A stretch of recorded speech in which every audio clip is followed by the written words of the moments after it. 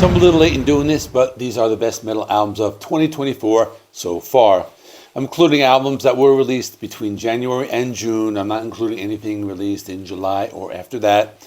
I have a lot of bands that play the type of metal that I listen to the most. So you're going to see a lot of traditional heavy metal, some doom metal, some thrash metal, but I also have some extreme genres such as black metal and death metal. I think I covered everything. I'm not doing a ranked list. I will be listing the albums in chronological order or order of release. I'll just speak briefly on each one because I have 17 albums to talk about.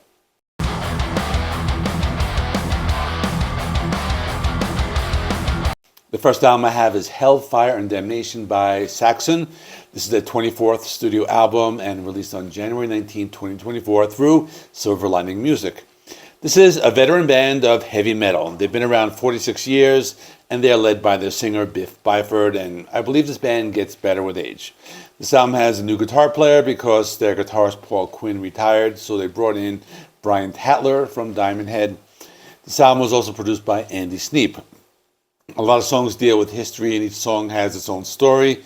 The album starts with a spoken word track and then goes into the title track, Hellfire and Damnation, which is an epic heavy metal song with some influence from the new wave of British heavy metal.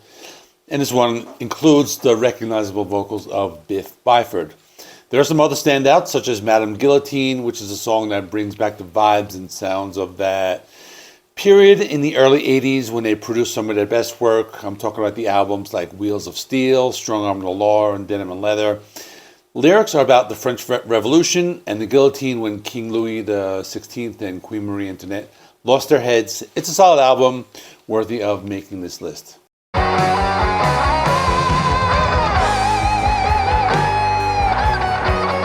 Next, I have the band Lucifer with Lucifer V. This album was released on January 26, 2024.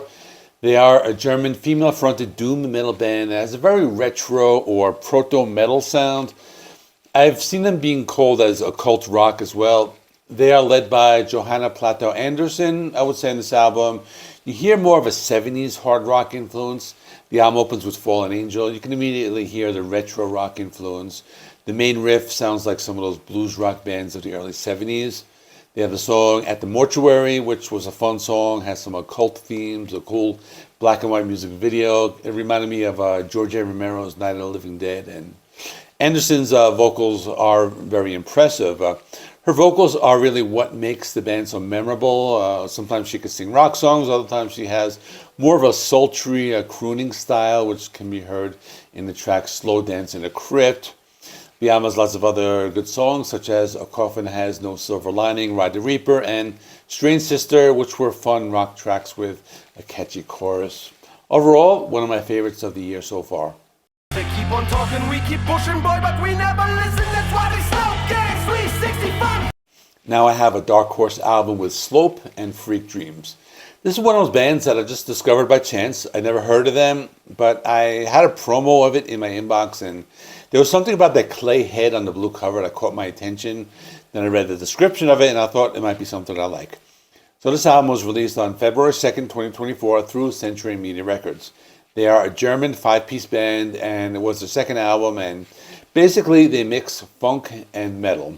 Something that bands don't do much anymore. This is a band for people who loved the music of the 90s.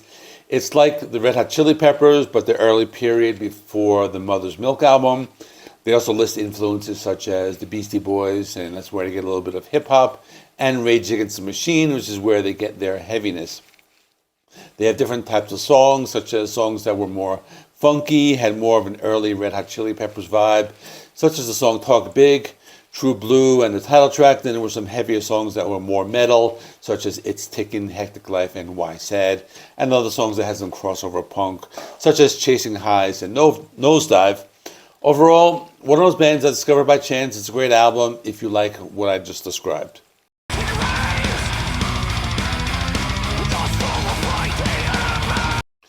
Next is the band Morbid Saint with Swallowed by Hell.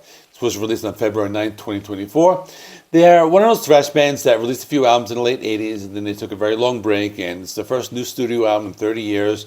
It was definitely worth the wait. The album has 10 songs, lots of intense guitar riffs, pummeling drums, and has a dark atmosphere which makes them stand out.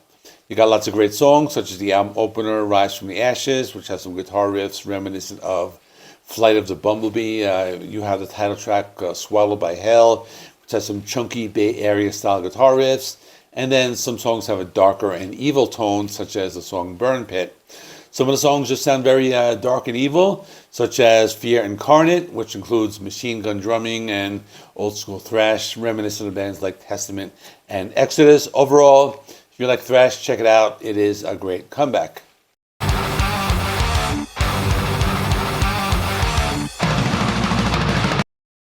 Now, for some more thrash metal, this is from a newer band called Suicidal Angels. The album is called Profane Prayer. This album was released on March 1st, 2024 through Nuclear Blast Records. The band's from Athens, Greece, and they're part of the new wave of thrash metal that started in the 2000s. What I like about this band is that the songs have lots of peaks and valleys, so they can be very fast and extreme, similar to bands like Slayer and Creator, but they also have some softer moments in the songs. So for example, the opening track, When the Lions Die, was reminiscent of Creator from their Hordes of Chaos album, and another song, Crypts of Madness, had some peaks and valleys, and you can hear an influence from Slayer, specifically the South of Heaven and Seasons in the Abyss albums. And they have some longer songs such as Death Stalker, which is over 8 minutes and has an acoustic intro. But then they pick up the pace and you could hear melodic harmonized leads and even some clean vocals. Overall, possibly my favorite thrash album of the year so far.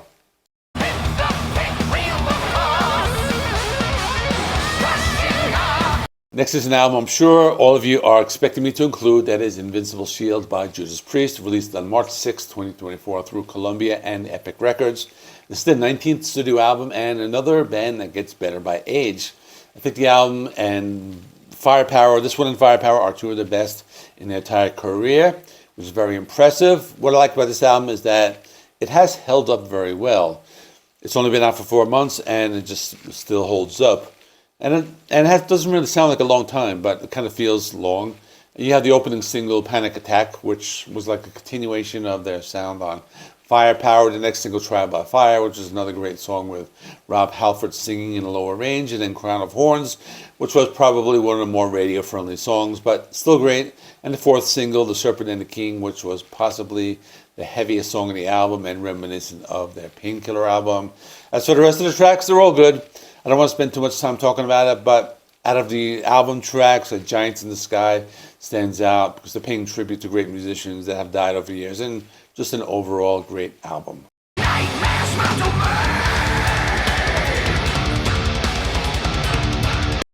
Next is Exhorder with Defectum, Omnium, released on March 8th, 2024 through Nuclear Blast Records. This is a band that influenced Pantera to change their sound. Well, many times people think they copied Pantera, but that's not really how it was. The band released 2 albums in the 90s. They broke up in 94. They came back in 2019. And this is their second comeback album. There's a lot of variety in this album. You have songs that are heavy and fast-paced groove metal. Some songs are more leaning towards hardcore punk. And at times they slow it down and sound more like doom metal with sludgy guitar riffs. And other times they incorporate a thrash metal sound. One of the standout songs was called Year of the Goat. I remember in my original review, I was saying that vocalist Kyle Thomas was emulating Phil Anselmo, but I was wrong because it really should be the other way around. I know Phil was influenced by Kyle, and overall it's a good album. It's groove metal, there's a lot of variety on it, and it's worth a mention.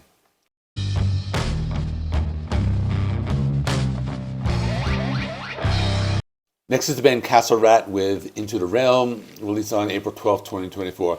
They are a doom metal band from Brooklyn. They are a female-fronted band, and they wear these outrageous costumes. They have a very theatrical stage show that was reminiscent of those old Alice Cooper shows, and a sound that brings back the proto-heavy metal with the Black Sabbath influence.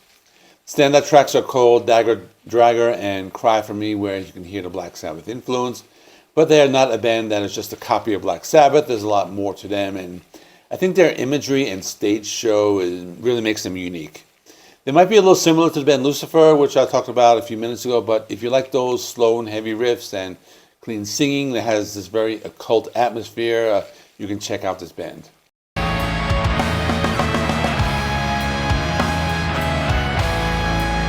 Next is My Dying Bride with a Mortal Binding, released on April 19, 2024, through Nuclear Blast Records.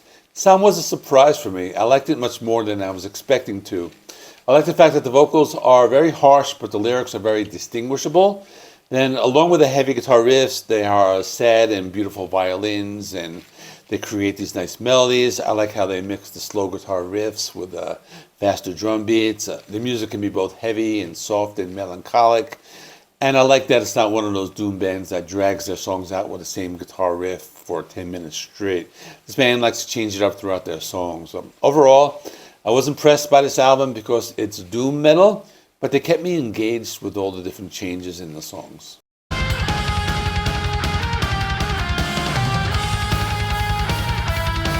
Next is Morgul Blade with Heavy Metal Wraiths, released on April 26, 2024. They are listed in Metal Archives as a heavy metal band, but in my opinion, I think they have a lot of other influences. For example, I heard a lot of black metal on this album.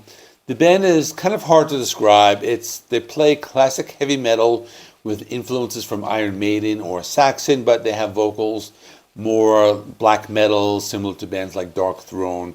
And at times they add in some black metal style guitar riffs with tremolo picking. On some of the songs, they sound like black and thrash, similar to a lot of bands that have been coming out recently, like Hellripper or Midnight. The album also has some short instrumentals between songs, and that adds a variety to the overall sound. Overall, I remember this was one of those albums that came out very late in the month, but I ended up putting it on my number one of April, so it's worth a mention.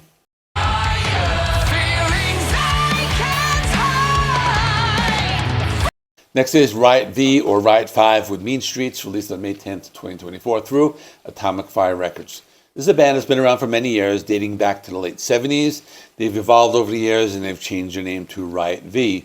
They started as a traditional heavy metal band but moved more towards US power metal. I thought it was very good. The song Feel the Fire was one of my favorite songs of this month. Such a catchy song. This was one of those albums that I wasn't expecting to like as much because I have heard this band before. I've listened to some other stuff, but it's not a band that I've followed over the years. I think it was the catchiness of the songs that made me want to go back to this album. So for that reason, I am including it on this list.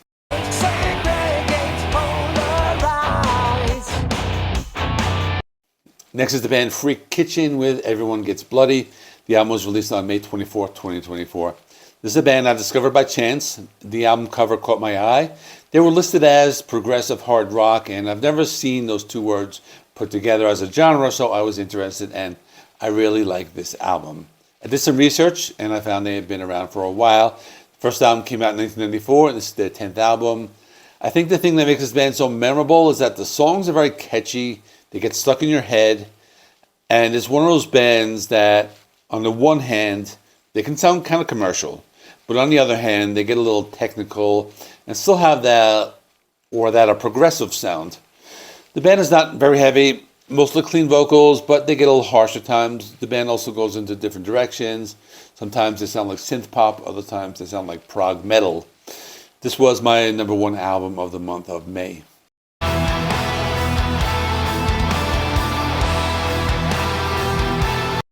Next is the band Rotting Christ with the album Pro Xristou. This was released on May 24th, 2024. The second Greek band I have on this list. The band is kind of hard to put into a category because they've always been considered a black metal band, but I think it's more like epic gladiator metal. That's not even a thing, but I'm surprised I have this on my list because the first time I listened to it, I thought it was kind of boring. The album kind of sounds the same when you listen to it, but the album is a grower. The more you listen to it, the more you can hear different things. And it's just a very epic type of heavy metal music. It has lots of big guitar riffs. You can hear some religious chanting. The music reminds me of something you could listen to while playing one of those God of War video games on your PlayStation. And the pacing is very good. Some songs are a little slower. Some songs are faster. Some of the guitar riffs sound like traditional heavy metal. Other times they sound like black metal. So this one took me a while to get into, but it's also one that I've been going back to a lot.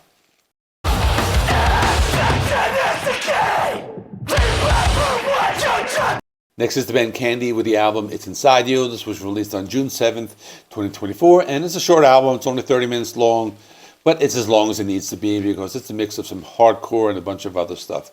There's some electronic music, there's some new metal, some of it sounds like Code Orange.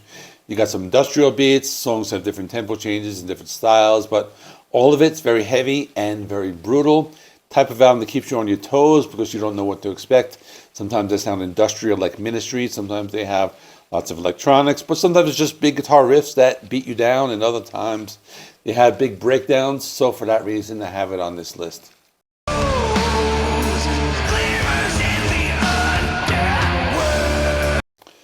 Next is Crypt Sermon with the Stygian Rose, released on June 14, 2024. It's an epic doom metal band, and it can be compared to a band like Candlemass or some other bands from within that genre. I enjoyed this album because they have their own sound. The album only has 6 songs. On some of the songs you can hear faster rhythms and big guitar riffs, and other times they slow it down to sound like classic Candlemass. The band can also play some atmospheric sounds as well as spacey guitar riffs. My favorite song on the album is called Heavy's the Crown of Bone. I like that one because of the awesome guitar riffs and vocals. Scrying Orb was my second favorite because it has some slower, haunting sounds. Overall, the album was a grower. Took a few listens to appreciate it, but I like it a lot.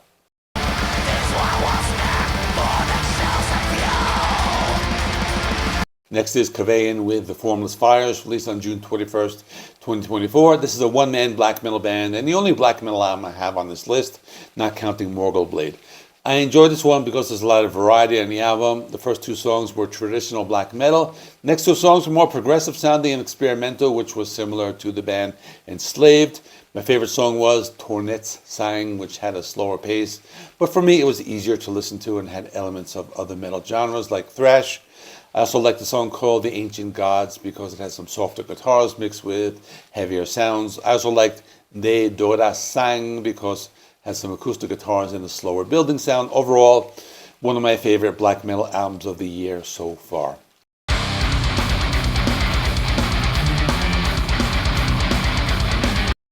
I have one more album, and I had to include some death metal on this list because it seems to be lacking in this video. So I chose an album that just came out by the band 200 Stab Wounds. The album is called Manual Manic Procedures, and this is some old school death metal.